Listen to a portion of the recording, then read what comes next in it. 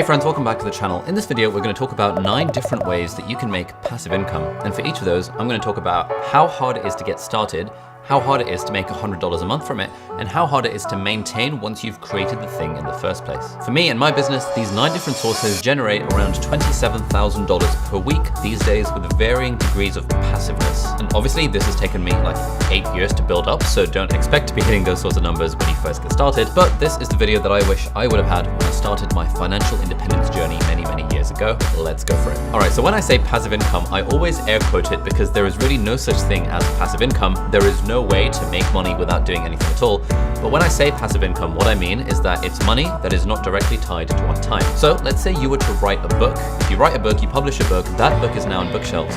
You've done the work kind of once to write and publish the book, but now anytime the book sells, you make money from royalties. That is passive income. You could literally be making money while you sleep because you've created this thing which is out in the world, which is generating income for you. The other thing with passive income is that it always takes a very long time to get going. So if you see any ads before this video talking about how you can get rich quick by whatever scheme, or if you see people in the comments pretending to be me saying, oh my God, here's how you can get rich quick with crypto, WhatsApp this number, that is all a scam. It's not gonna work. There is no way to get rich quick. It is not a thing. So if you're looking for a get rich quick scheme, those things just don't exist. So you might as well not even try. And the way I think of this is that ultimately money is just a medium for exchanging value. The only way to make money is to provide value. And the only way to make passive income, passive money, is to provide value in a way that is not directly tied to your time. So please do not try and join a get rich quick scheme. They don't exist. I've had lots of messages over the years from people who have tried signing up to a get rich quick crypto scheme or a gambling scheme or a, hey, here is how you kind of play poker online.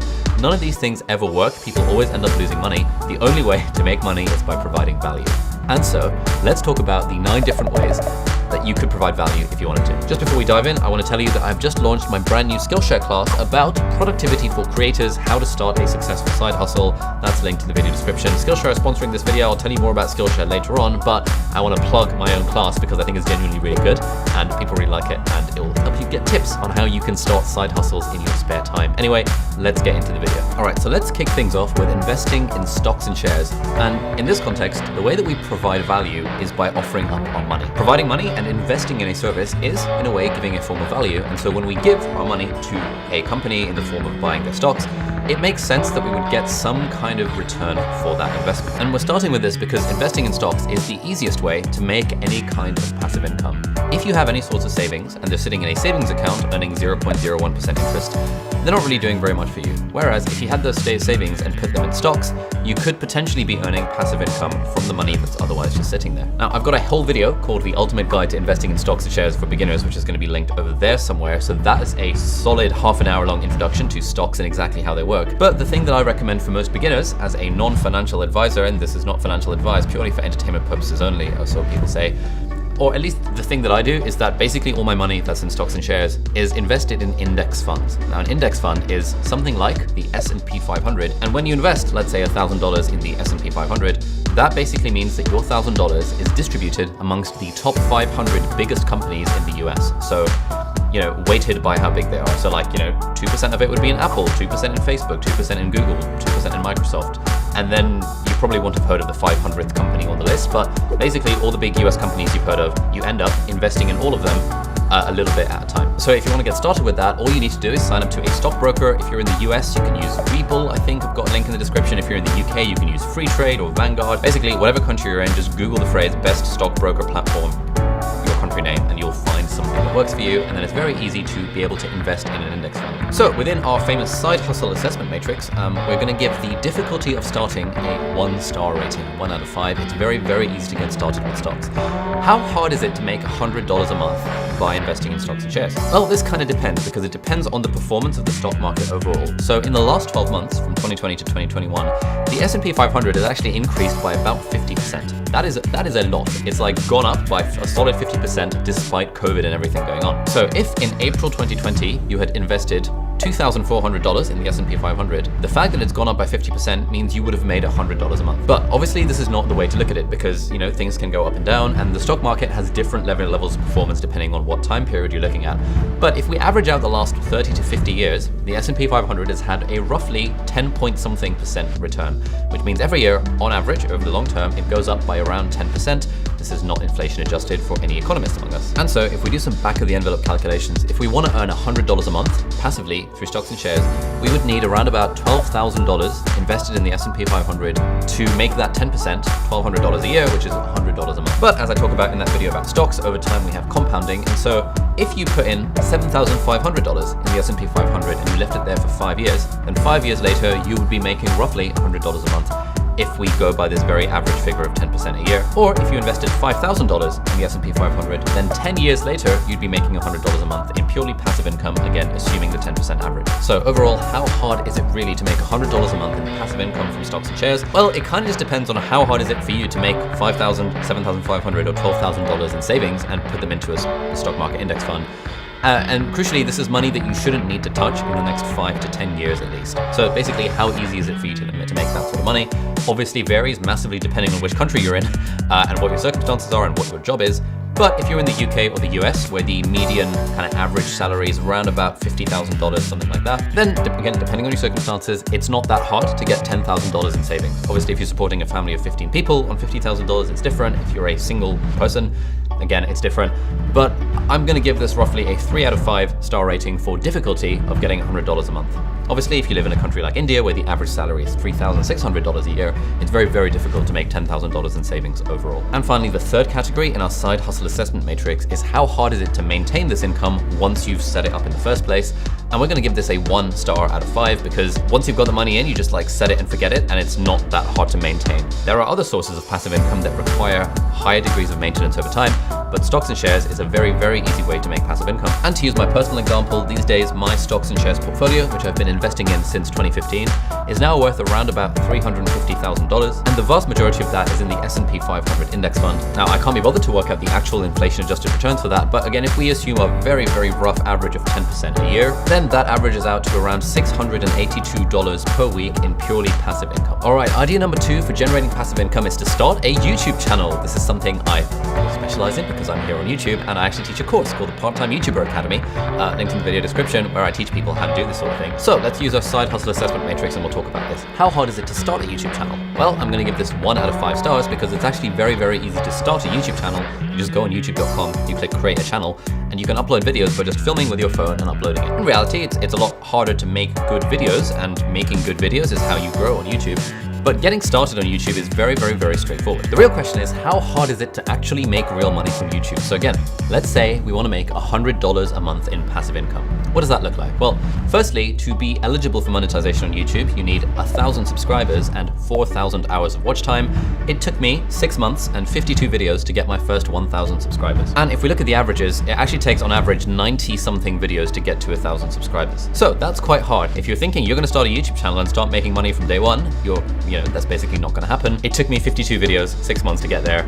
So if people message me and be like, hey, I want to start a YouTube channel, I was like, look, you have to be able to put in the effort and do this for a very long period of time, at least once a week, I say for at least 2 years before you can expect anything in return. But let's say you've hit your 1,000 subscribers and your 4,000 hours of watch time. How hard is it to actually make $100 a month? Well, on average, the kind of revenue per 1,000 views on YouTube is around about $2. So this varies massively, but let's say on average about $2 per 1,000 views. Therefore, if you want to make $100 a month, you need 50,000 views on YouTube to make $100 a month. Let's say you make 1 video per week, and let's assume you're not getting any traffic on your older videos. That means every video you make needs to get around about 12,500 views. And very roughly, the average YouTube channel can expect around about 20% of their subscribers to equal the average view count for each video. So on YouTube, if you had 62,000 subscribers, very roughly, very averagely, you can expect 20% of them, i.e. 12,500 views on each video. And assuming you have no evergreen content over the long term, you would need around about 60,000 subscribers to be making $100 a month. In reality, you make $100 a month a lot before 60,000 subscribers. I think I was making $100 a month when I had like 10,000 something subscribers. Like it was fairly early on. But when it comes to assessing how hard is this to do, I'm gonna give this a 4 out of 5 stars. It's actually very hard to make compelling YouTube videos, and it's very easy to get started, but it's hard to do well. It's totally worth it. It's a great skill set. It's really fun. You get to meet people across the internet. You get to learn how to talk to a camera and how to film and video edit, and it's really great.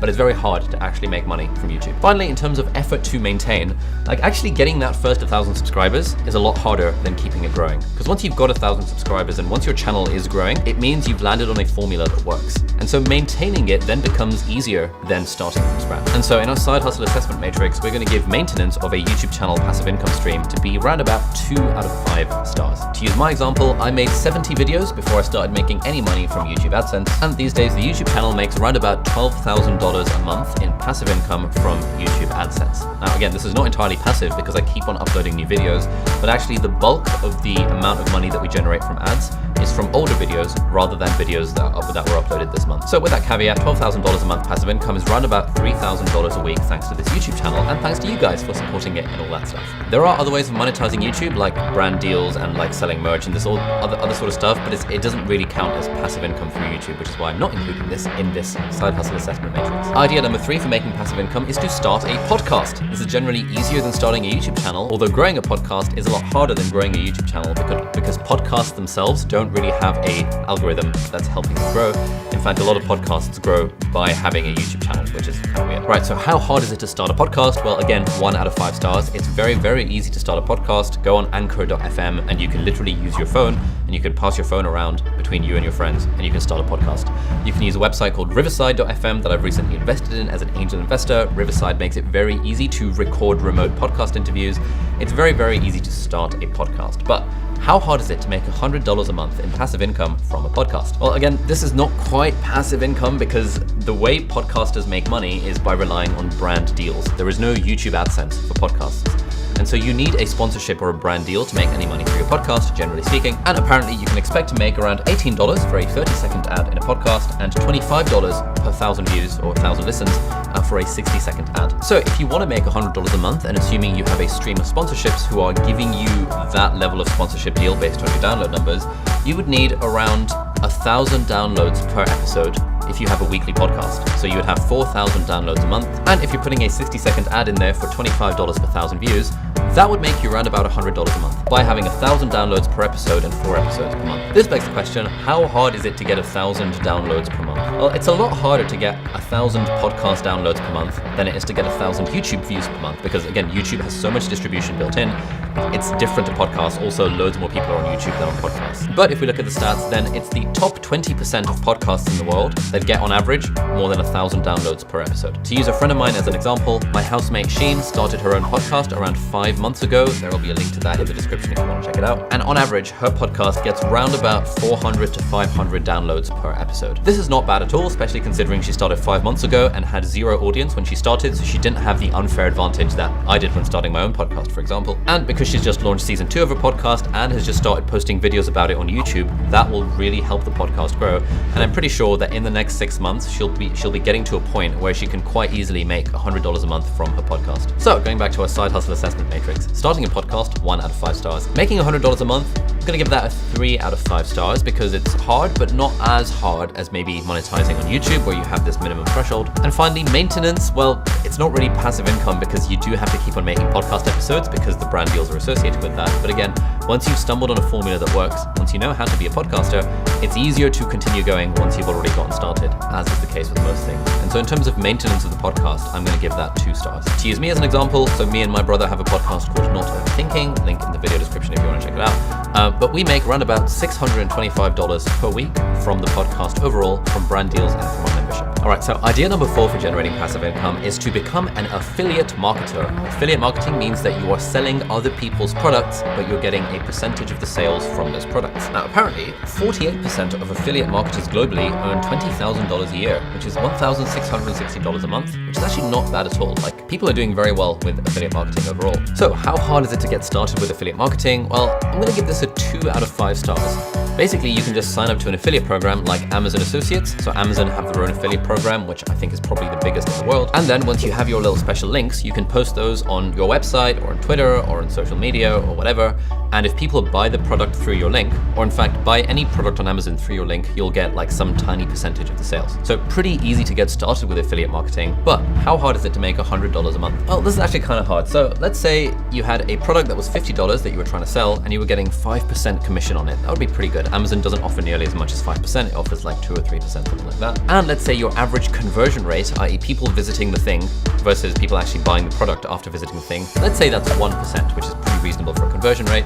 You would need 8,000 visits to your website or whatever to make $100 a month. It's actually quite hard to get 8,000 visits per month to your website, to a specific product page. And generally doing well in affiliate marketing requires lots of upfront effort in terms of either building an audience or building such domain authority in whatever space you're in that you're sort of organically getting traffic. Now, other than Amazon, there are a few other affiliate programs that I'm part of. One of them is Skillshare, who are kindly sponsoring this video. I'll tell you about the sponsor segment later, but Skillshare have an interesting affiliate program where if you refer someone to sign up to a free trial of Skillshare, you can get $7 in affiliate commission just for that thing. So if you wanted to make $100 a month from affiliates, you would need 15 people every month to sign up for Skillshare with your affiliate link thing. How hard is it to get 15 people a month to sign up with your affiliate link? Well, it's not that hard if you have an audience, and it's not that hard if you have your own classes on Skillshare like I do. I have like 9 of them. And so if I want to make money through Skillshare affiliates, I can just tell people, hey guys, I can tell you that guys, I've just released my latest Skillshare class, Productivity for Creators, How to Start a Successful Side Hustle. So there'll be a link in the video description if you want to check that out. Like that would be, hopefully some of you will see that, we'll click on that link in the description, and then that will be me getting some affiliate income from Skillshare for this video. So going back to our side hustle assessment matrix, how hard is it to make $100 a month? I'm gonna give this a 3.5 star rating because again, you need an audience. And as we always talk about on this channel, the way you build an audience is by creating useful content, putting it for free on the internet once a week, and doing this for at least 2 years. If you just follow those 3 steps, I guarantee you'll have an audience and you'll be able to make some kind of money through this passive income stuff.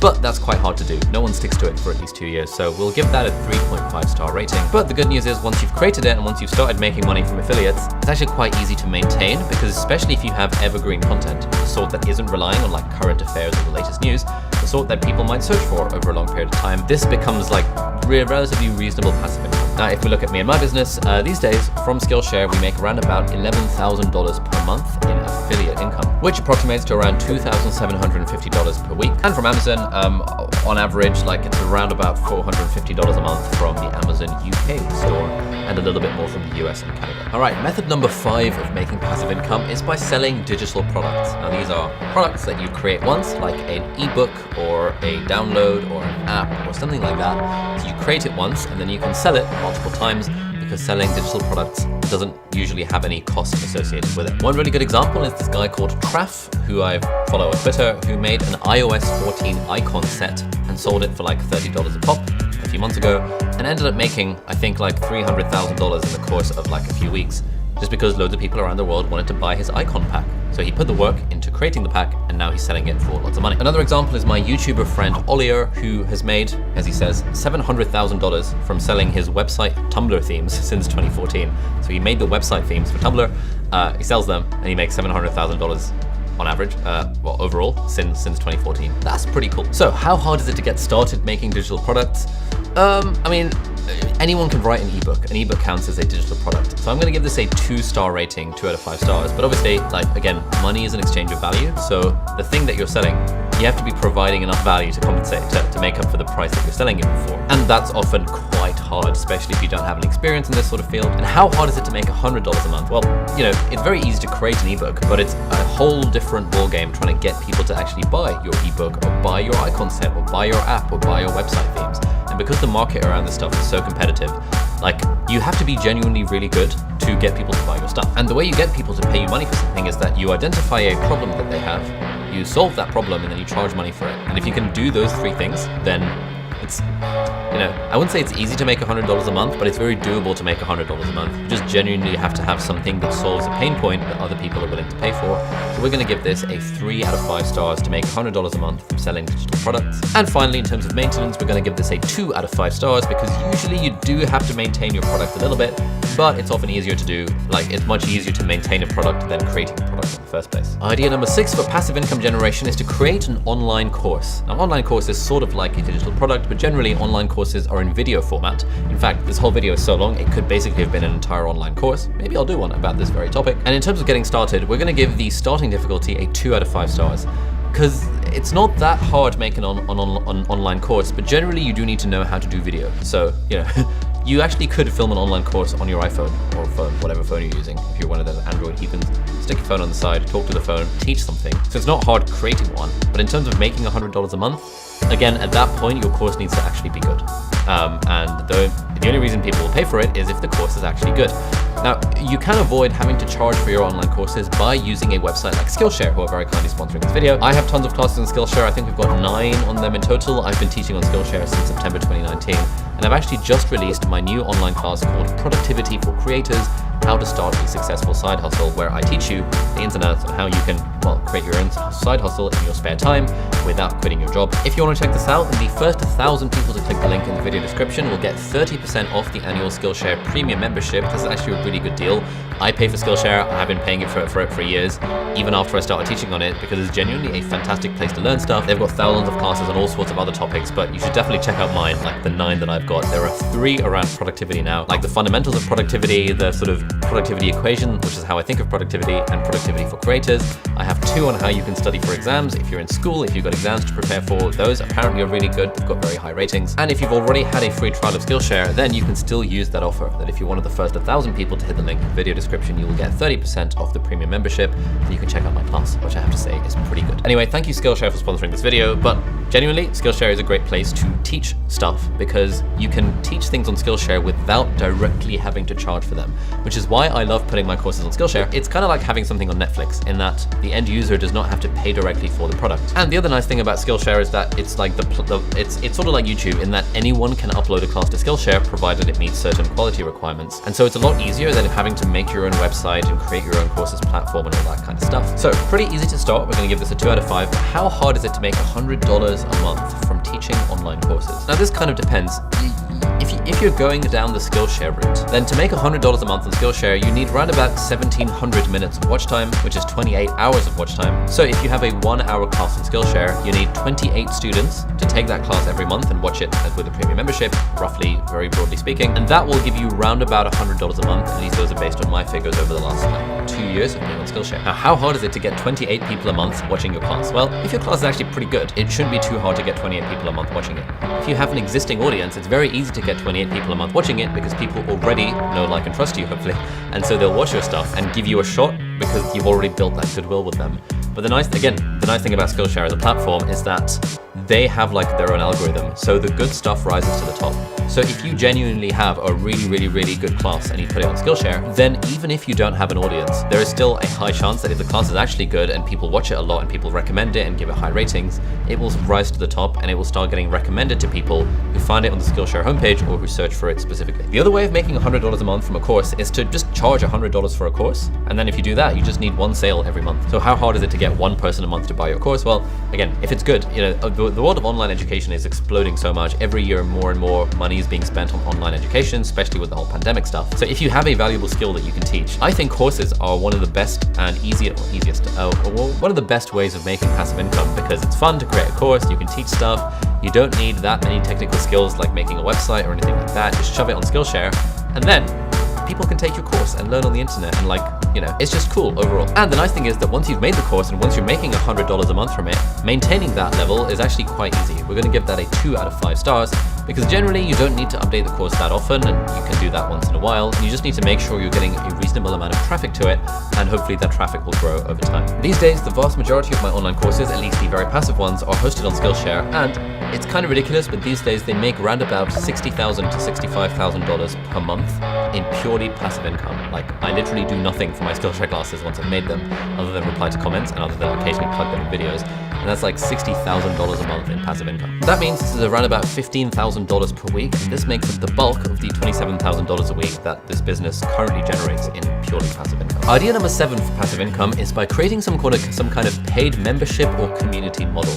Now again, this is generally a bad idea unless you have an existing audience, which we keep coming back to. Like, everything becomes easier when you have an existing audience by creating content that has been valuable over a long period of time, very consistently. That audience knows, likes, trusts you, and so when you say, hey guys, sign up to my Patreon, then some people are likely to do that thing. The other way of doing a membership is by creating a value proposition that is so compelling that people will be willing to pay for a community-like service for this. If we use Patreon as an example, my friend Hannah Witton, who's a YouTuber, she's got around about 600,000 subscribers on YouTube, and I think she has around 600 patrons, 626 last time I checked, which means if we look at her Patreon stats, which are public, she's making somewhere between £2,000 and £5,000, or like $3,000, $7,000 per month in passive income from this audience, but it's like 600 people out of an audience of 600,000. So 1 in 1,000 of her subscribers have signed up to her Patreon. So clearly, you know, if those stats are true across the board, and they kind of are if you look at Matt D'Avella's Patreon as well, you need a big audience to make a significant amount of money for Patreon.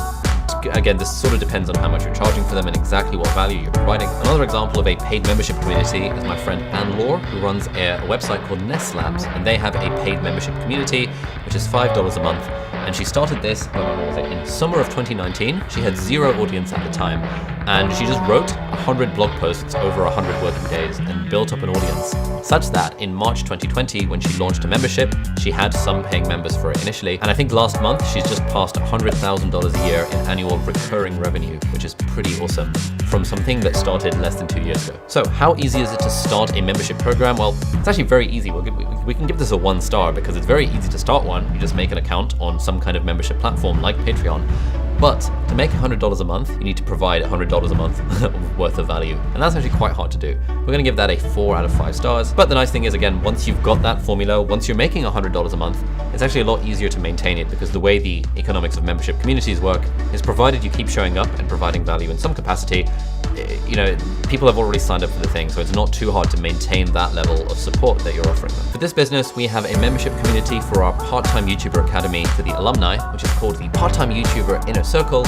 We make roughly $2,800 a week from this membership community. It's not very passive. We run like 3 or 4 events per week, along with like twice a day co-working events on Zoom, and we have lots of stuff going on. So it takes a lot of work, but $2,800 a week is pretty good for a membership community. All right, nearly there. So idea number 8 for generating passive income is creating a business that sells goods or services, and then automating or delegating aspects of that business so that the income that you generate from it is reasonably passive. This is the stuff that Tim Ferriss talks a lot about in the 4-Hour Work Week, where there are a lot of businesses that you could make where you're selling a good or selling a service, and then you can delegate, outsource, automate in intelligent ways to make the income passive. So again, using my friend Oliur as an example, on his YouTube channel, he talks about his $1 million Shopify store. He designs, manufactures, and sells these really cool vegan leather kind of desk accessories and bags and mouse pads and that kind of stuff. And this was loads of work in setting up, but now he's got a team of 3 other people that manage the business. And so he spends proportionally less of his time running that business. And so it's sort of passive income for him, even though these days he still does spend around 10 hours a week maintaining things. Equally, if you're going down the service route, I've got a friend who runs an Instagram and Facebook ads marketing agency, where he has clients who pay him I think a few $100s per month to manage their Facebook and Instagram ads. And for him, it's like a small amount of work initially to set up the Facebook and Instagram ads, but then it's sort of automated, and he's got a team around it, and he's using things like Zapier to automate aspects of that business, so that each month he has to do a very small amount of actual work to keep it ticking along. So these are different ways of generating passive income from a kind of goods or service-based business, but it's quite hard to get started with this stuff. To get started, we're gonna give this a 4 out of 5 star rating, because again, you need to create a business, and it's quite hard to make a business that genuinely provides value. Equally, we're gonna give it a 4 out of 5 star rating for making $100 a month in revenue, because again, you have to be able to provide value. And providing value is hard. Like, it's not as easy as making an account on a stocks platform and just putting some money in. You actually have to give value to people, which is kind of hard. But the nice thing is, once you get started, like with anything, maintenance is a little bit easier. So we're gonna give that a 3 out of 5 star rating. Finally, idea number 9 for generating passive income is to build an app or a website or some kind of software product that you can offer either as a one-off, or more likely these days as a subscription service. And there's a whole category of this called SaaS, software as a service. Now, if you look at the website indiehackers.com, there are like literally hundreds of examples of people who have built software businesses that are making passive income, and they share their revenue numbers, and they tell you how they got started, and they give you their tips. In fact, I was recently interviewed on an episode of the Indie Hackers podcast, which is really cool because I've been listening to it for years and like been following their website for years. And I was interviewed around the concept of starting an online course like the Part-Time YouTuber Academy. Now, I've had a bit of personal experience with this. So when I was at university, I made a website called BMAT Ninja and UK Cat Ninja. So software as a service, it was a question bank for medical applicants applying to medical school to help them do well in the admissions tests. And this was something that me and my brother coded completely from scratch. He and I both know how to code. We learned when we were young. And so we worked over the summer of 2015 to make these things happen. I think in year 1, we made about $10,000. And in year 5 last year, it was around $25,000 from BMAT Ninja. So, you know, it's pretty good money, but it was a lot of work to set these things up. And so in terms of starting out, I'm gonna give this a 5 out of 5 star rating, because to make an app, it's actually quite hard. You have to know how to code for the most part. You have to be able to offer something compelling, and you have to actually build it, which takes a lot of work and is very hard. hard, but it's a lot of fun. And then once you've made it, I'm gonna give $100 a month difficulty a 4-star rating because, again, it's easy, well, easy enough. You can make an app, but then getting people to pay for the app is an entirely different kettle of fish. So we're gonna give that 4 stars. But the nice thing is, like with everything, maintenance is a little bit easier. So we're gonna give that a 3-star rating. If you like this video and you wanna get started with your own entrepreneurship-y, passive income-y generating journey on the internet, check out this short playlist over here, which is some of my favorite videos that I've made around tips for entrepreneurs, how I got started creating my businesses from scratch, how I learned to code, that sort of stuff. That's all in the playlist over here. Thank you so much for watching, and I'll see you in the next video. Bye-bye.